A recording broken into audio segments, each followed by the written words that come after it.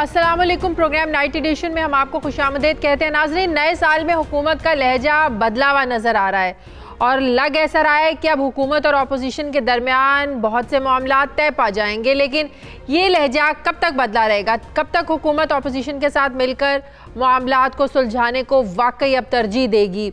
और इस बदले जो लहजा है, जो बदला हुआ, इसके पीछे कोई ख़ास मकसद है? ये भी सवालात उठ रहे हैं।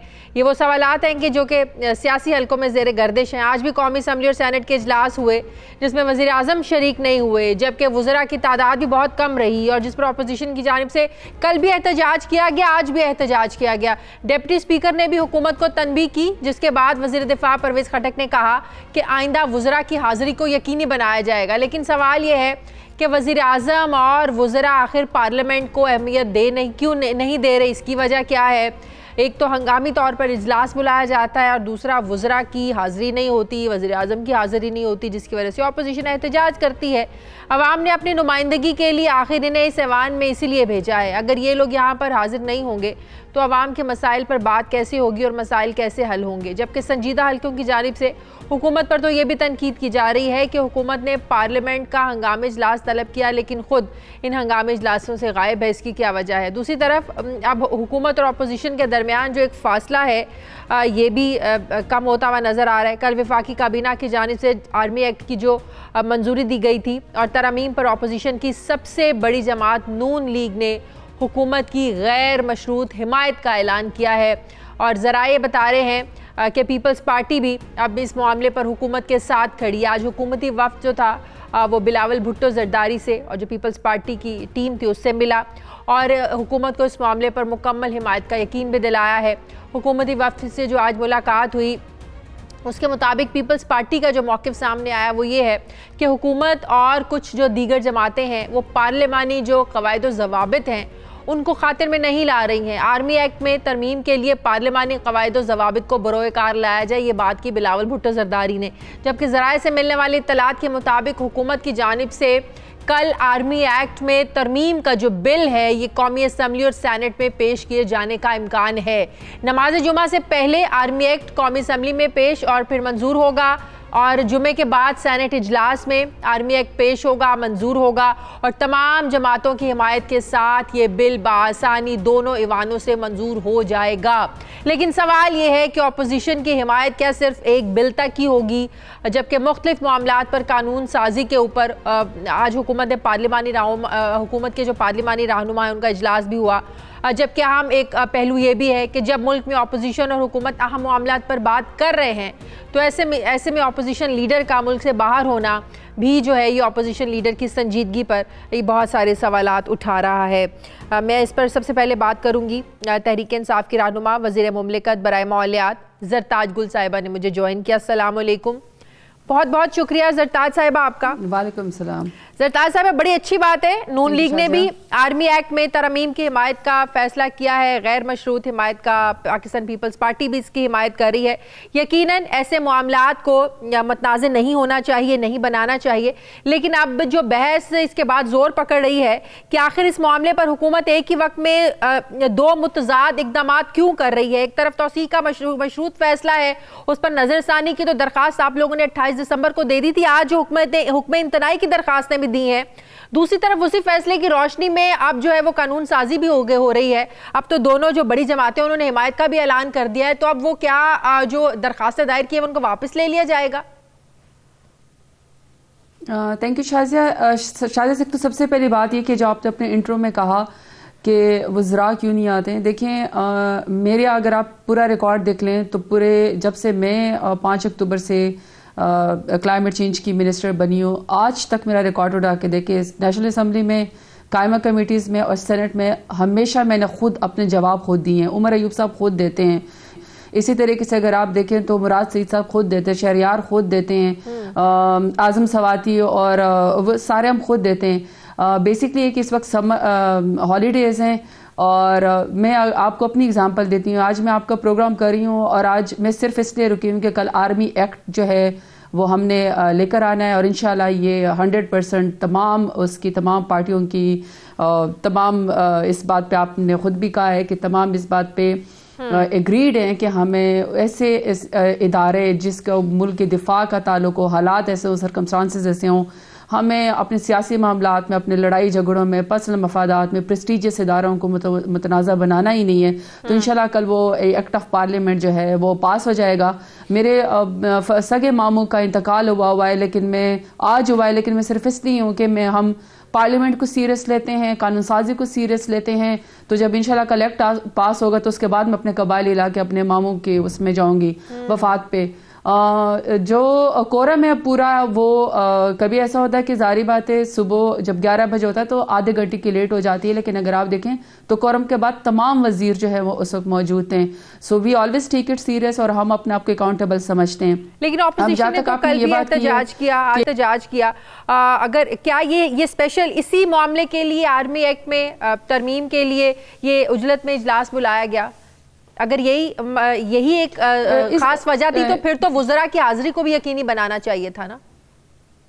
नहीं, एक तो शायद ये कि तमाम वज़रा आप देखिए आधे घंटे के बाद सारे वज़रा शामिल भी थे। एक्चुअली कुछ पार्लिमानी आपको पता है कमेटीज़ कुछ जो है वो इनकी एडवाइजरी कमेटी होती है, ये स्पीकर के साथ, डिप्टी स्पीकर के साथ, अपोजिशन लीडर के साथ बैठ के इन्होंने एडवाइजरी काउंसिल बनानी होती है कि आज कौन से मामला था उसको कैसे चलाना है।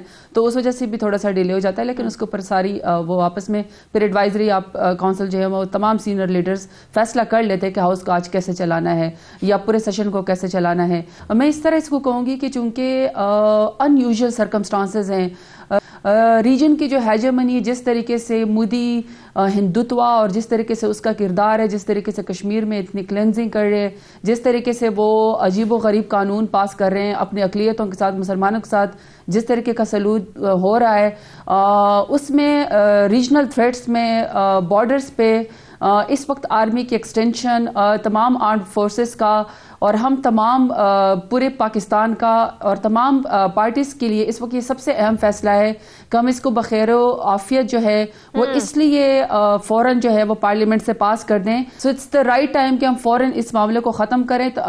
और जो हमें पैरामीटर्स सुप्रीम कोर्ट ने दिए हैं, which is supreme in the Pakistan, और कॉन्स्टिट्यूशन की जो वो हमें राह बताती है, उसी की रोशनी में हम लोगों ने इसको बेसिकली परसू किया है कल जो आएगा। लेकिन जो आपने बात की ना कि ये साइमल्टेनियसली हम रिव्यू पिटिशन में भी गए हैं और हम इसको एक्ट ऑफ पार्लियामेंट भी लेकर आ रहे हैं। देखिए शायद उसकी वजह होती है कि हमें सुप्रीम कोर्ट के बहुत सारे जो ऐसे नकात हैं, जरूरी नहीं कि हम तमाम से एग्री करें। उसमें रिव्यू पिटिशन जो है वो हमेशा से गवर्नमेंट का, इदारों का हक होता है। आप हमेशा रिव्यू पिटिशन में जाते हैं, लेकिन जाहिर बात है वो टाइम बार होता है। आप उसको ये नहीं बता सकते हैं कि वो कब, फिर जाहिर बात है आपके लिए वो बेंच बनाया जाएगा या आपके रिव्यू पिटिशन को कब उसके ऊपर बात होगी। तो इसलिए चूंकि सुप्रीम कोर्ट की ही डायरेक्शन थी कि ये पार्लियामेंट का काम है और ये पार्लियामेंट जो है इसके हदूद कयूद और तायुन जो है, जब इस एक्ट के अंदर इबहाम था पिछले 70 सालों से 72 सालों से, उसको दूर कर ले। पार्लियामेंटेरियन का काम है कानून साजी है और ये बिल्कुल सुप्रीम कोर्ट की इक़दामात की रोशनी में हो रहा है। तो इसलिए ये हमारा फर्ज था कि इधर हम तमाम पार्टीज को भी लेजिस्लेटिव प्रोसेस का हिस्सा बनाएं, तमाम कौम को नजर भी आए, तमाम दुनिया को नजर भी आए कि तमाम अपोजिशन, पूरी गवर्नमेंट, पूरी आर्म फोर्सेस, पूरा पाकिस्तान एक पेज पे पार्लियामेंट में जो इंशाल्लाह कल ये एक्ट में तरमीम कर दी जाएगी। दूसरी तरफ रिव्यू पिटिशन ये हमेशा कल बिल्कुल पेश किया जाएगा या भी सिर्फ इम्कान है? नहीं, इम्कान तो नहीं है। अच्छा। इंशाल्लाह कल पेश इसलिए किया जाएगा कि अभी अगर आप देखें, आप सबका एटीट्यूड देख लें, तमाम एडवाइजरी काउंसिल और हमारी जितनी भी पार्लियामानी कमेटी की जितनी भी, बल्कि फरूक नसीम साहब ने तमाम अपोजिशन पार्टियों को ब्रीफिंग भी दी है, बताया भी है कि हम सुप्रीम कोर्ट की रोशनी में जो जजमेंट आई थी कि कानून में शिकम है या आइन खामोश है, उसके ऊपर लेजिस्लेशन होनी चाहिए, तो हम उसकी रोशनी में क्या क्या करने जा रहे हैं, तो वो देख रहे हैं कि वो तमाम उम्मीद है कल तो फिर प्राइम मिनिस्टर आएंगे पार्लियामेंट?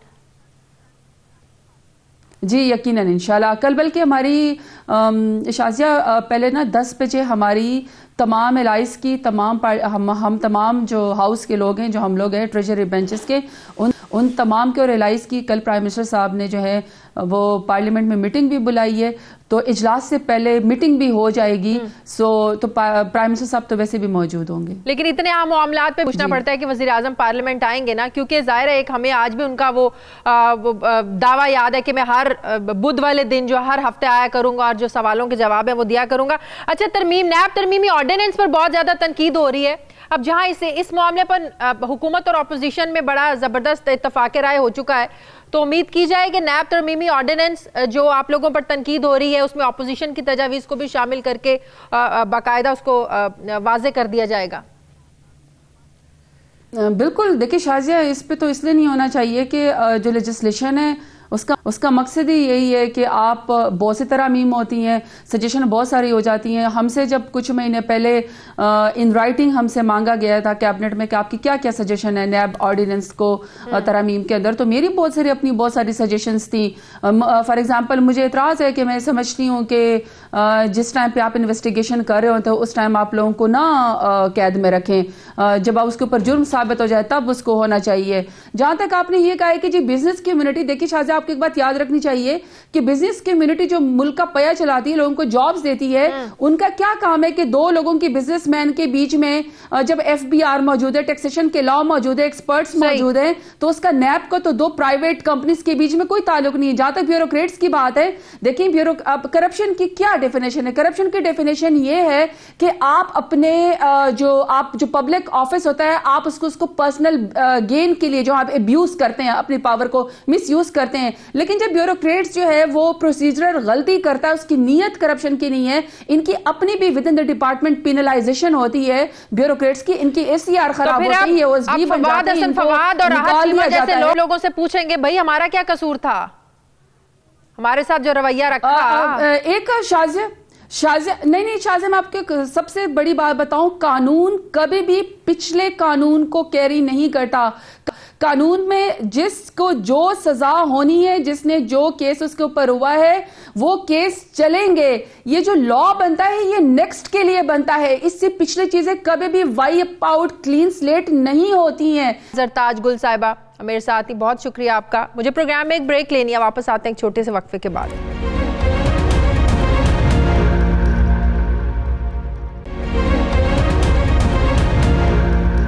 नाज़रीन, इसे हुकूमत की लाइल्मी कहें, नाअहली कहें या एक और यू टर्न कहें, गुज़श्ता माह कौमी शाहराहों और मोटरवेज़ पर सफ़र को महफूज बनाने और आवाम के तहफ़्फ़ुज़ के लिए हुकूमत पाकिस्तान ने ट्रैफिक कवानीन की खिलाफ वर्जी करने वालों के लिए तमाम जुर्मानों की शरह में इजाफ़ा किया और बहुत ज़्यादा इजाफ़ा किया, जिसका इत्तलाक 1 जनवरी मतलब कि कल 2020 से होना था। जुर्माने में होने वाले इजाफों के बाद जहां ओवर स्पीड करने वाली गाड़ियों और मोटरसाइकिल्स को 750 रुपये जुर्माना होता था, वहीं नए जुर्माने के तहत मोटरसाइकिल को ओवर स्पीड पर 1500, कार को 2500 रुपये, बस को 10,000 रुपये और ट्रक को 5,000 रुपये तक जुर्माना आयद किया जाएगा, जो हुकूमत ने फैसला किया। मुकर्ररा हद से ज़ायद वज़न पर 1,000 रुपये जुर्माना आयद किया जाता है। नए जुर्माने के तहत हुकूमत ने कहा ये 10,000 होगा। इसी तरह गैर मुनासिब और गैर महफूज सामान लोड करने पर जुर्माना 500 से बढ़ाकर 3,000 तक किया गया। मोटरसाइकिल और कार बगैर लाइसेंस चलाने वालों को 750 से बढ़ाकर ये 5,000 रुपये और बस और ट्रक को 750 जुर्माने से बढ़ाकर 10,000 हुकूमत ने ये किया। इसके अलावा फिर बगैर हेलमेट के मोटरसाइकिल चलाने वाले को 200 रुपये से बढ़ाकर 1,000 रुपया हुकूमत ने इसका ये फैसला किया, जबकि गलत समत में गाड़ी चलाने वाले को 500 से बढ़ाकर 2,500 रुपये का जुर्माने का फैसला किया गया। जुर्माने बढ़ाने पर हुकूमत का ये मौक़िफ़ था कि ये जो इक़दाम है, ये फ़ैसला है, ये ट्रैफिक हादसात में कमी का बायस बनेगा। लेकिन इस हुकूमती इक़दामात के ख़िलाफ़ मुख्तलिफ़ ट्रांसपोर्ट एसोसिएशंस की जानिब से भरपूर प्रोटेस्ट किया गया, एहतजाज किया गया और 2 जनवरी को यानी आज इस पर मुल्कगीर हड़ताल का ऐलान भी किया गया। तब हुकूमत ने ना तो इस एहतजाजी कॉल को संजीदा लिया और ना ही इस पर कान धरे। लेकिन आज जब मुल्क भर में ट्रांसपोर्ट एसोसिएशंस ने हड़ताल की और फिर कौमी असम्बली में ये मामला हुकूमती जमात के रुकने असम्बली राजा रियाज की जानिब से उठाया गया, तो वज़ीर मवासलात मुराद सईद ने कौमी असम्बली में ये बयान दिया कि अभी इस जुर्माने में इजाफे का फैसला ज़ेरे इल्तवा में रखा गया है और पार्लियामेंट को एतमाद में लेकर इसका फैसला किया जाएगा। मुराद सईद साहब की बात सुनकर बड़ा अजीब लगा कि हम लोग इम्प्लीमेंट नहीं कर रहे, लेकिन शायद उनके इल्म में नहीं है, उन्हें पता नहीं है। भाई आप तो 1 जनवरी से इसका इतलाक हो चुका था, कल से तलाक हो चुका था, ट्रांसपोर्टर्स ने हड़ताल तो आज की है और यही वजह कि आज ट्रांसपोर्टर्स एसोसिएशन वाले हड़ताल पे थे। जबकि हम सवाल ये है कि अगर ट्रैफिक हादसात में कमी के लिए आवाम में आगाही और शऊर पैदा करने की ज़रूरत है है या जुर्मानों में इजाफे की जो है ना वो इस पर ज़रूरत है, और ट्रांसपोर्टर्स क्या चाहते हैं, इजाफा इसमें जुर्माना होना चाहिए या नहीं होना चाहिए, कम होना चाहिए या बिल्कुल ख़त्म कर देना चाहिए, उनके इस पर क्या एतराज़ात हैं मैं बात करूँगी। मैंने अपने प्रोग्राम में इन्वाइट किया है, मुझे ज्वाइन किया है हाजी शेर अली साहब, ये हैं जी मरकज़ी सदर मिनी मजदा गुड्स ट्रांसपोर्ट एसोसिएशन। बहुत शुक्रिया, अस्सलाम वालेकुम हाजी साहब आपका। हाजी साहब, सबसे पहले तो मुझे ये बताइएगा कि आज ट्रांसपोर्टर्स ने जो हड़ताल की, आप लोगों का एतराज़ है क्या? जुर्माने बढ़ा दिए गए हैं, बढ़ाने नहीं चाहिए थे, या आप चाहते हैं कि जुर्माना होना ही नहीं चाहिए? जी बहुत शुक्रिया। सबसे पहले तो मैं 92 टीवी का शुक्रिया अदा करता हूं कि आपने मेरा मौक़िफ़ पूरी दुनिया में बयान करने का मौका दिया। मुराद सही की मैं बात करूंगा। सबसे पहले कितना झूठा आदमी है, वो कह रहा है कि हमने इसको शुरू ही नहीं किया इसको, लेकिन मेरे पास मुझे पता होता आपने किस पे प्रोग्राम करना है तो मैं आपको इसकी 50 से ज्यादा कॉपी देता, 10,000 चलान की, 5,000 चलान की। वो कहते हैं हमने इसको शुरू ही नहीं किया। मैं कहता हूं कि मेरे पास 50 कॉपी हैं, 5,000 चलाने वाली, 10,000 चलाने वाली। लेकिन आज हमारा 12 तंजीमों के दरमियान एक अलायंस बना था जिसका नाम था public and good transport alliance. मैं उसका पाबंद था। पाकिस्तान मिनी मजदा एसोसिएशन ने 1,000 गाड़ी निकाल कर पूरे लाहौर में अपना रिकॉर्ड इhtजाज करवाया है, लेकिन दूसरी तरफ से मैं अलायंस का भी पाबंद था। और हुकूमत ने, गवर्नर साहब ने लॉलीपॉप दिया है, लेकिन मैं अलायंस को 31 तारीख को पूछूंगा जब हमारे मुतालबात पूरे ना हुए। अच्छा, मुतालबात तो बता देना। अच्छा, मुतालबात अब आप बता दें। अब आप लोग हड़ताल कैसे जो है ना वो यकीन दहानी कराएंगे कि दोबारा हड़ताल नहीं होगी? ऐसे कौन से मुतालबात आप लोगों के मान लिए जाएं? जी बहुत शुक्रिया। मैं आपको तफसीलन बताता हूं कि हमारा पंजाब की 12 तंजीमें थी, जिसमें गुड्स था, जिसमें पब्लिक थी, जिसमें स्टाफ ड्यूटी थी और ड्राइवर थे, वर्कर थे। 12 तंजीमों के दरमियान एक अलायंस बना था। 8 रुकनी कमेटी बन गई, रैबर कमेटी 8 लोगों में। अच्छा, जब हमारे मुज़ाकरात आज क्या थे, वो ये थे कि 10,000 वाला चलान हम नहीं पे कर सकते, हम तो मजदूर लोग हैं, ये ड्राइवर मजदूर है बेसिकली। तो 10,000 वाला चलान या 5,000 वाला चलान हम इसको अफोर्ड नहीं कर सकते। अच्छा, एक मुतालबा हमारा ये था। दूसरा मुतालबा हमारा 10,000 वाला 750 रहने दिया जाए, कस्टम की, ये ठीक है ना? जुर्माना होना तो चाहिए ना, नहीं तो कोई ट्रैफिक रूल्स की पासदारी करेगा ही नहीं। 750 ठीक है।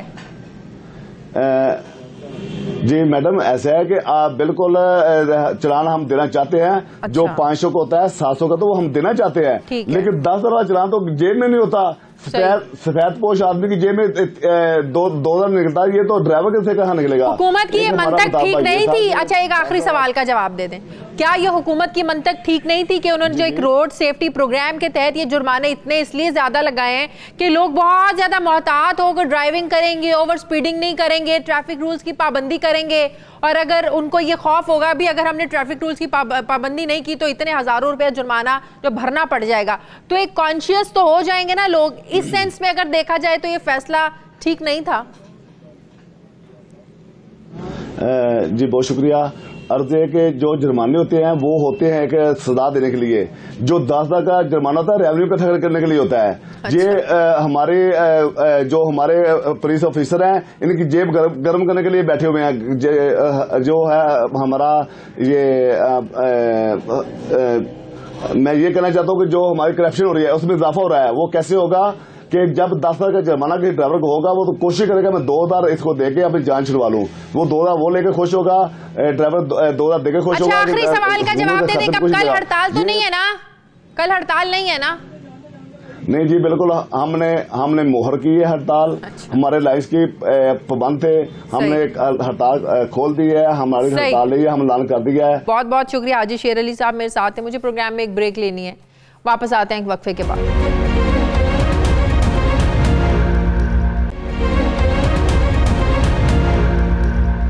नाज़रीन, मुल्क में इस वक्त गैस का जो बहरान है ये शिद्दत इख्तियार कर चुका है। कई शहरों में गैस का प्रेशर कम है तो कहीं गैस बिल्कुल ही गायब है, जबकि हुकूमत इस मामले पर कुछ करती हुई नज़र नहीं आ रही है। और ख़बर तो ये है कि गुज़श्ता 11 महीनों से गैस के घरेलू सार्फिन से प्रेशर फैक्टर की आड़ में खिलाफ कानून इजाफी बिल वसूली की तहकीकात का पहला मरहला बिल आखिर मुकम्मल हो चुका है।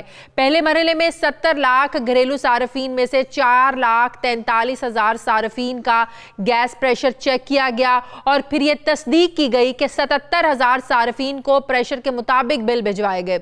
जबकि इसी तहकीकात में गुज़श्ता मौसम सरमा में घरेलू सार्फिन से 5 अरब रुपए से जायद, जबकि गुज़श्ता 10 सालों के दौरान 30 अरब रुपए से जायद रकम वसूल करने का इंकशाफ हुआ है प्रेशर फैक्टर की आड़ में। जबकि अब सुई नॉर्दर्न गैस कंपनी की मैनेजमेंट के बोर्ड ऑफ डायरेक्टर्स की मंजूरी के बाद 2.5 लाख घरेलू सार्फिन को 45 करोड़ रुपए वापस करने का फैसला कर लिया गया है। और सुई नॉर्दर्न ने खैबर पख्तूनख्वा और पंजाब में प्रेशर फैक्टर लागू करने का सिलसिला जो था, अब इसको आर्जी तौर पर बंद कर दिया है। यह सारा मामला तब शुरू हुआ जब गैस चोरी के बायस अरबों रुपए का नुकसान पूरा करने के लिए घरेलू सार्फिन से प्रेशर फैक्टर की आड़ में इजाफी वसूलियां पिछले 10 सालों में की गई। जबकि यह भी इंकशाफ हुआ है कि मौसम सरमा में 60% घरेलू सार्फिन से प्रेशर फैक्टर की आड़ में इजाफी वसूलियां की जाती थी। वजीर आजम इमरान खान ने 2 फरवरी 2019 को गैस के बिलों में होशरुबा इजाफे पर इंक्वायरी का हुक्म दिया था, जबकि 14 जनवरी 2019 तक इस सारे मामले पर ओगरा ने अपनी आंखों को बंद रखा। 92 न्यूज को मौसूल सरकारी दस्तावेजात के मुताबिक माली साल 2018-19 के दौरान घरेलू सार्फिन के लिए गैस प्रेशर फैक्टर के इत्तलाक से ओगरा और सुई नॉर्दर्न कंपनी के दरमियान इख्तलाफात पैदा हुए और प्रेशर फैक्टर के इत्तलाक से गैस के बिलों में बहुत ज़्यादा इजाफा हुआ था। जबकि अब यह भी कहा जा रहा है कि बासर शख्सियत खिलाफ वर्जी के मुर्तकिब अफसरान को बचाने के लिए एक शख्सियत ऐसी है जो बहुत ज़्यादा एक्टिव हो गई है, सरगर्म हो गई है। इस पर मैं बात करूँगी। मेरे साथ ब्यूरो चीफ इस्लामाबाद सुहेल इकबाल भट्टी ने मुझे ज्वाइन किया। अस्सलाम वालेकुम, बहुत शुक्रिया सुहेल आपका। सुहेल, सबसे पहले तो ये बताएगा, ये जो प्रेशर फैक्टर की आड़ में पिछले 10 सालों में अरबों रुपए की वसूलियां जो की गई हैं, सारा जो बोझ है वो सार्फिन पर डाला गया। इसमें वो 1.5 साल इस हुकूमत का भी था, इस हुकूमत को पता नहीं चला कि किस आड़ में इतने पैसे वसूल किए जा रहे हैं। 1.5 सालों में इन लोगों की हुकूमत में भी ये वसूलियां होती रही हैं। जी बिल्कुल शाजिया, मामला ये है कि इससे पहले चूंकि गैस की प्राइसेस कम हुआ करती थी और मौसम सरमा के अंदर घरेलू सार्फिन को ज़्यादा बिल आते थे, टेक्निकल मामला था, लोग समझ नहीं पाते थे। लेकिन मसला वहाँ पर ख़राब हुआ, या लोगों की खुशकिस्मती कहिए कि वरना कई सालों तक मजीद ये अरबों रुपए इजाफी वसूली का सिलसिला यूँ ही जारी रहता कि जब मुस्लिम लीग नून के दौरे हुकूमत में 4 साल तक गैस की कीमत में इजाफा नहीं किया गया और ना ही कोई सब्सिडी दी गई, मसनूई तरीके से गैस की कीमत को बरकरार रखा गया। जैसे ही नून लीग की गवर्नमेंट खत्म हुई तो ओगरा और गैस कंपनियां अपना फैसला लेके पाकिस्तान तहरीक इंसाफ की हुकूमत के पास पहुंची कि अगर गैस की कीमत में इजाफा ना किया गया तो दोनों गैस कंपनियां बैंक करप्ट हो जाएंगी। तो पाकिस्तान तहरीक इंसाफ की हुकूमत में सितंबर 2018 में गैस की कीमत में इजाफा हुआ, जो गुज़श्ता 4 साल से नहीं हो पा रहा था। तो स्लैब का रेट काफी बढ़ गया था। जब मौसम सरमा शुरू हुआ, दिसंबर, जनवरी, फरवरी के अंदर गैस की खपत बढ़ी।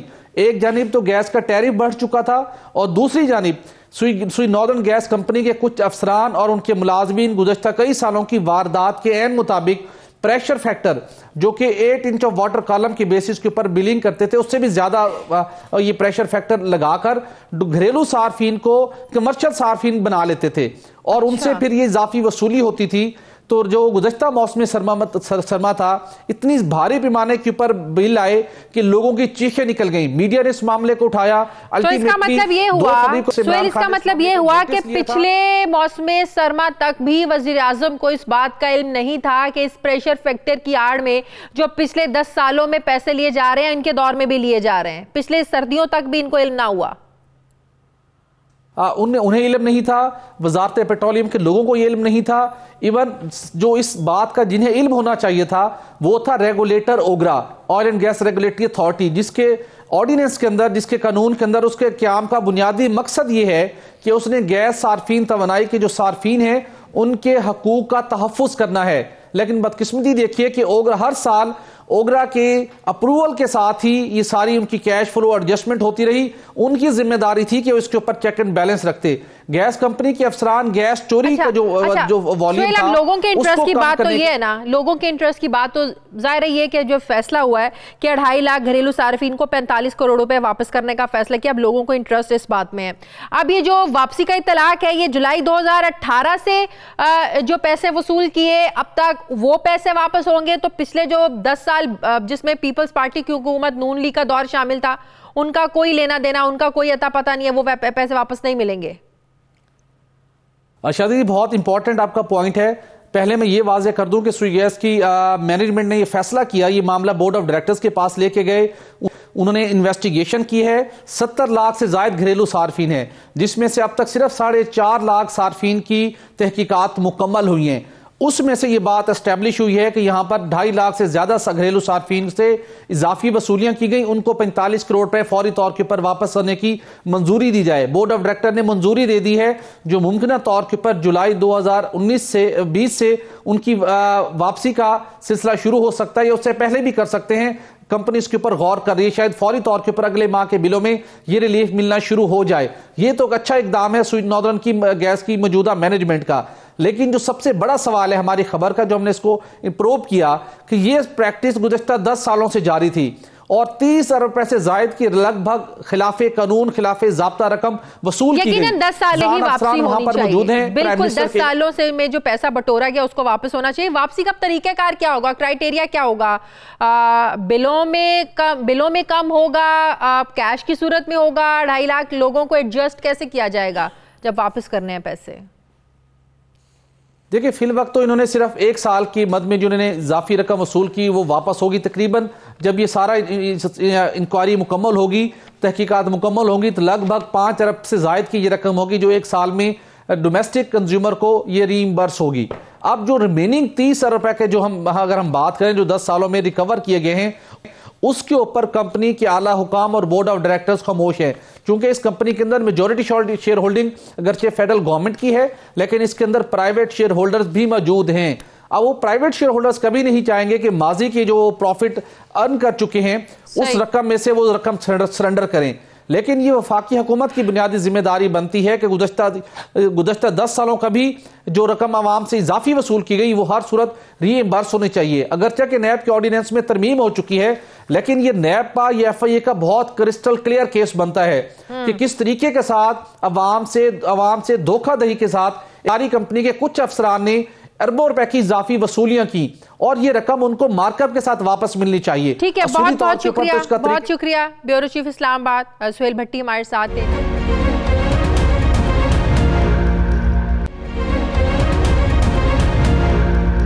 नाज़रीन, एक और अहम खबर है जो हम आपसे शेयर करेंगे।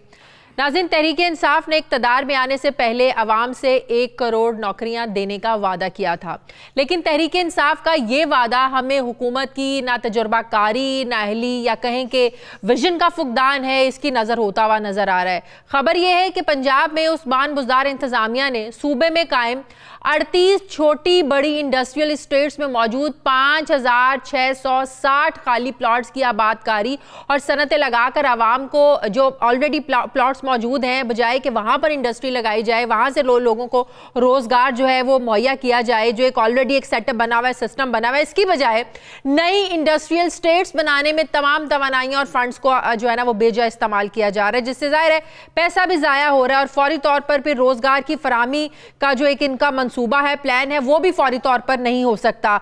ज़राए से मिलने वाली इत्तलात के मुताबिक पंजाब हुकूमत ने सूबे में रोज़गार की फराहमी के लिए 3 बड़े शहरों में 1252 एकड़ पर 3 इंडस्ट्रियल स्टेट्स कायम की हैं, जिनमें से 427 एकड़ पर भलवाल इंडस्ट्रियल एस्टेट, 277 एकड़ पर विहाड़ी इंडस्ट्रियल एस्टेट और 500 एकड़ पर बहावलपुर इंडस्ट्रियल एस्टेट कायम की गई है। भलवाल में कुल इंडस्ट्रियल प्लॉट्स की तादाद 318, विहाड़ी में 140 और बहावलपुर में 239 है। इन इंडस्ट्रियल एस्टेट्स को स्पेशल इकोनॉमिक जोन करार देने के बावजूद हुकूमत की नाअहली की वजह से सिर्फ 2 प्लॉटों पर इंडस्ट्री की आबादकारी हो सकी है अब तक। स्पेशल इकोनॉमिक जोन करार देने का मतलब यह है कि इन स्टेट्स में 10 साल के लिए हर किस्म के टैक्स की छूट होनी थी और लगाई जाने वाली मशीनरी की दरामद भी ड्यूटी फ्री होनी थी, जिसकी वजह से सनतकारों की दिलचस्पी में खासा इजाफा होना था और फौरी तौर पर मुख्तलिफ इकसाम की इंडस्ट्रीज भी लगाई जानी थी और आवाम को रोजगार भी ज़ाहिर एक सेटअप था वो मिलना शुरू हो जाना था। लेकिन पंजाब हुकूमत के विजन के फुकदान, फिर इनकी नाकिस प्लानिंग और लीडरशिप की नाअहली की वजह से आबादकारी ना होने के बराबर है। इसके अलावा उस्मान बुज़दार की क़यादत में पंजाब हुकूमत ने रहीम यार खान में 256 एकड़ पर इंडस्ट्रियल इस्टेट कायम की, जिसमें मुख्तलिफ सनतें लगाने के लिए 200 प्लॉट्स बनाए गए हैं, लेकिन सिर्फ 4 पर सनतें लगाई जा सकी हैं। चूनिया में 320 एकड़ पर चूनिया इंडस्ट्रियल इस्टेट कायम की गई है, जिसमें अभी तक एक भी फैक्ट्री नहीं लग सकी है और इसी तरह हुकूमत की अदम तवज्जो की नजर होने वाले इंडस्ट्रियल जोन्स की फहरिस्त काफी लंबी है।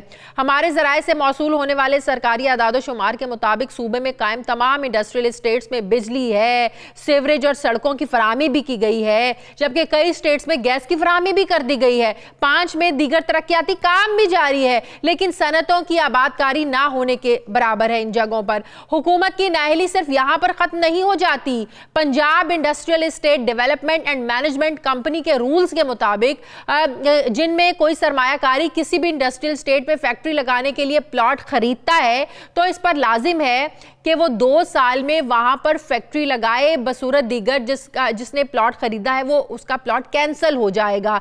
दर्जनों सरमायाकारों ने इन इंडस्ट्रियल स्टेट्स में 3-3, 4-4 साल से सैकड़ों प्लॉट्स खरीदे हुए हैं, लेकिन इंडस्ट्री नहीं लगाई है। लेकिन पंजाब हुकूमत ने इसके ऊपर कोई एक्शन नहीं लिया और अपनी आंखें बंद किए रखी। अभी तक एक प्लॉट भी कैंसिल नहीं किया, जो कि इनके स्टेट्स में आबादकारी के अमल में सबसे बड़ी सुस्त रवि की एक मिसाल है।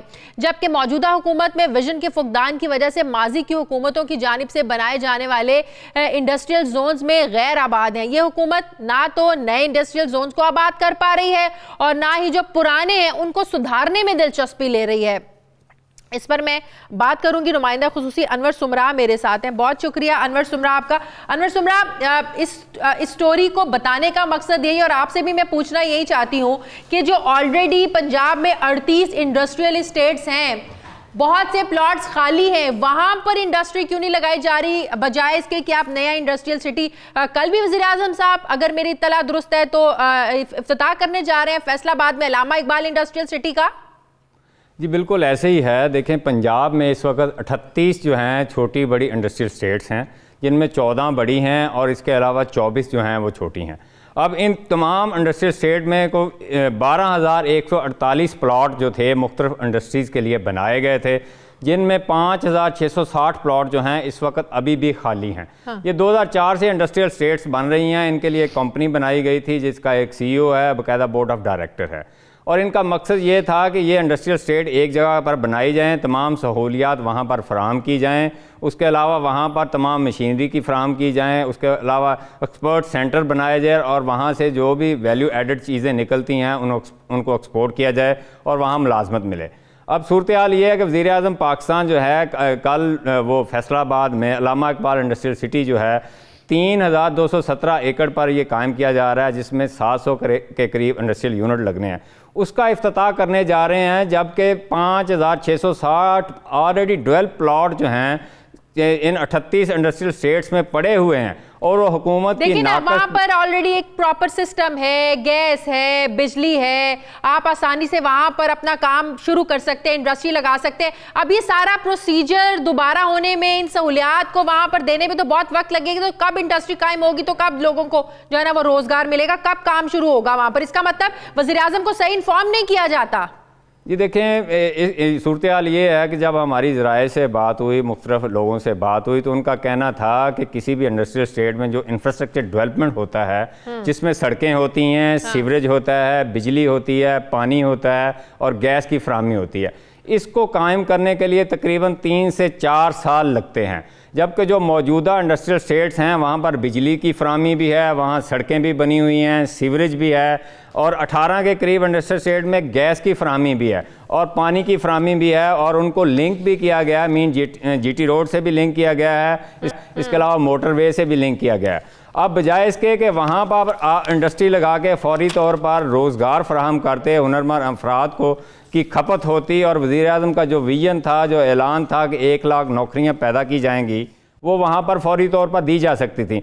अब आप उनको छोड़कर नई इंडस्ट्रियल स्टेट बना रहे हैं। पहली बात तो ये कि एक आपका कायद-ए-आज़म एपरल पार्क शेखुपुरा में बनाया था, 2013 से वहाँ पर तकरीबन 1546 एकड़ ज़मीन जो है वो अब बंजर हो गई है, वहाँ पर कायद-ए-आज़म एपरल पार्क नहीं बन सका और वहाँ एक भी इंडस्ट्री नहीं लग सकी। आपकी मनसूबाबंदी इतनी कमज़ोर है, विजन इतना कमज़ोर है, और वज़ीर-ए-आज़म को शायद मिसगाइड भी किया जा रहा है। और बात बताएं, इस मंसूबे की जो तशरीह उस पर जहांगीर तरीन की तस्वीर किस कैपेसिटी में लगी हुई है? जी देखें, ये मैं कल भी लाहौर के मेन सड़कों पर देखता रहा हूँ, आज भी देखता रहा हूँ कि जिसको सुप्रीम कोर्ट में नाअहल करार दिया और सादक और अमीन नहीं पाए गए, वो अब वज़ीर-ए-आज़म पाकिस्तान की जो स्टीमर लगे हुए हैं, उसके अलावा जहांगीर तरीन साहब के स्टीमर्स लगे हुए हैं और वज़ीर आला पंजाब के स्टीमर्स लगे हुए हैं। जबकि वज़ीर-ए-आज़म पाकिस्तान जब उनकी हुकूमत बनी थी तो तहरीक इंसाफ ने यह ऐलान किया था कि किसी भी सरकारी इश्तहार हो या स्टीमर हो, उसमें किसी शख्सियत की तस्वीर नहीं होगी, बल्कि उस मंसूबे के बारे में बताया जाएगा। लेकिन इसके बिल्कुल बरअक्स एक नाअहल आदमी की तस्वीर भी लगी हुई है और उसका यही हमें समझ नहीं आ रही कि तरीन की जो तस्वीर है वो किस कैपेसिटी में लगी हुई है। चले, वज़ीर-ए-आज़म की लगती समझ में आता है, वज़ीर आला पंजाब की लगती समझ में आता है, जहांगीर तरीन की तस्वीर किस कैपेसिटी में लगी हुई है, ये ज़रा वज़ीर-ए-आज़म देखें भी और इस चीज़ का नोटिस भी लें। बहुत बहुत शुक्रिया अनवर सुमरा, आपका बहुत शुक्रिया। नाजरीन, मुल्क का सबसे बड़ा शहर कराची किसी भी मैस ट्रांजिट मंसूबे से बहुत ज़्यादा अभी तक महरूम है, जिसकी वजह से कराची के अवाम जो हैं वो लोकल ट्रांसपोर्ट पर ही अभी तक जो है वो ज़लील ख्वार हो रहे हैं। गुज़श्ता 3 सालों से कराची वालों के लिए सिंध हुकूमत ने 3 मेट्रो बस सर्विस के मंसूबों के ऐलानात किए, जो कि सिर्फ ऐलानात तक ही महदूद रहे, और कराची के शहरी जो है अभी तक ज़मीन पर इन मंसूबों को ढूंढ रहे हैं कि भाई मंसूबा शुरू कोई किया है, कहाँ पर किया है। कराची के लिए सूबाई हुकूमत ने ऑरेंज, येलो और red line metro bus service शुरू करनी थी, जिनमें से सिर्फ अभी तक ऑरेंज लाइन बस पर ही काम शुरू हुआ है, जो कि जून 2020 में मुकम्मल हो जाएगा, और जिसकी कुल लागत 2 अरब 36 करोड़ रुपए है, जबकि इस मंसूबे पर 1 अरब 42 करोड़ रुपए से जायद की रकम खर्च हो चुकी है। जबकि रेड लाइन मंसूबे की कुल लागत 12 अरब रुपए से जायद की है, जो कि अभी तक सिर्फ कागजों में ही बन रही है, और कहा जा रहा है कि ये मंसूबा जून 2022 में मुकम्मल होगा, जबकि पहले दावे ये किए गए थे कि ये मंसूबा 2018 तक मुकम्मल हो जाएगा। इसी तरह yellow line metro bus service मंसूबे की कुल लागत 5 अरब 25 करोड़ रुपए से जायद है, लेकिन ये मंसूबा ज़मीन पर कहाँ है, इस हवाले से किसी को कुछ पता ही नहीं है। और ये मंसूबे पाया तकमील तक आखिर क्यों नहीं पहुँच रहे हैं, क्या वजह है, क्या रुकावट है, बात करेंगे हमारे नुमाइंदे कराची से वहीद राज पर। बहुत शुक्रिया वहीद राज पर। लगता है इन मंसूबों का वही हाल होने वाला है जो पेशावर में BRT मंसूबे का हुआ है, जिसकी वजह से लागत भी बढ़ी, बार बार डिजाइन भी बदले, और लोग जो है ना वो लोगों को भी मुश्किलात का सामना करना पड़ा, और अब डेटों पे डेटें दी गई, फिर मामला जो है वो अदालतों में चले जाते हैं। लगता है कि इन मंसूबों के साथ भी यही होगा। देखें, ये कराची के जो मेट्रो बस शुरू होने थे, 4 मेट्रो बस सर्विस जो शुरू होनी थी, जिसमें ऑरेंज लाइन है, ब्लू लाइन है, रेड लाइन है, येलो लाइन है। तो इस पर जो है अभी तक सिर्फ ऑरेंज लाइन पर थोड़ा बहुत काम हुआ है। जो सबसे पाकिस्तान भर में जो मेट्रो बसेस बनी है उसमें सबसे छोटा मंसूबा है 4 किलोमीटर पर, जिसको अब्दुल सत्तार ईदी के नाम से जो है वो नाम दिया गया था, मंसूब किया गया था, लेकिन वो मुकम्मल तौर पर अभी मुकम्मल नहीं हो सका है। कराची को जो मुकम्मल मेट्रो बस सर्विस जो 61 अरब रुपए जो लगने थे, जिसमें जो 44 करोड़ रुपए जो सूबाई हुकूमत के थे और जो 17 अरब रुपए की लागत से ग्रीन लाइन बननी है, जो मिलाकर 5 मेट्रो बस सर्विस शुरू होनी थी, सबकी सब कागजों तक ही महदूद है। अभी देखें जी, ग्रीन लाइन इनमें 3 मंसूबे अभी तक कागजों तक महदूद हैं, क्योंकि ग्राउंड पर उन पर कोई भी काम नहीं हो सका है। ग्रीन लाइन का जो फर्स्ट फेज शुरू होना था वो जो है भी मुकम्मल नहीं हो सका है। उस पर 17 अरब रुपए लगने थे। नवाज शरीफ की हुकूमत की जानब से ये मनसूबा शुरू किया गया था कराची के लिए। मेट्रो बस जो थी वो सिंध हुकूमत को ख़रीद करने के देनी थी, लेकिन वो टर्किश कंपनी को जो है 2017 में ये ठेका दिया गया था, लेकिन मनपसंद कंपनी जो है वो इसमें जो क्लियर नहीं हो सकी थी। इस वजह से ये टेंडर मनसूख करना पड़ा, क्योंकि जो ज़राए हमें बता रहे हैं कि वो बसेस जो अभी तक शुरू नहीं हो सकी हैं। ज़रा ये भी कह रहे हैं कि अब ग्रीन लाइन जो मंसूबा है उसके लिए 80 बसेस खरीद करनी थी, वो अब वफाक खरीद करेगा, क्योंकि सिंध हुकूमत में ये अभी जो ज़राए बता रहे हैं वफाक के ये डिस्कस है कि कैपेसिटी नहीं है, तो इस वजह से ये मुकम्मल तौर पर वफाकी वसाइल से ये ग्रीन लाइन मंसूबा शुरू हो सकेगा। 3 मंसूबे जो थे ब्लू लाइन थे और येलो लाइन, रेड लाइन, इनके जो अभी तक कागजों तक महदूद हैं, क्योंकि ये सबके सब जो नुमाइश चौरंगी पर ही पांचों के पांचों कंप्लीट होने थे। ठीक है, बहुत शुक्रिया वहीद राज पर, बहुत शुक्रिया आपका। नाज़रीन, हमारे प्रोग्राम का वक्त खत्म हो गया। प्रोग्राम के लिए फीडबैक ज़रूर दीजिएगा। मेरी आपसे मुलाकात होगी अगले हफ्ते। अपना ख्याल रखिएगा। मुझे इजाज़त दीजिए। अल्लाह हाफ़िज़।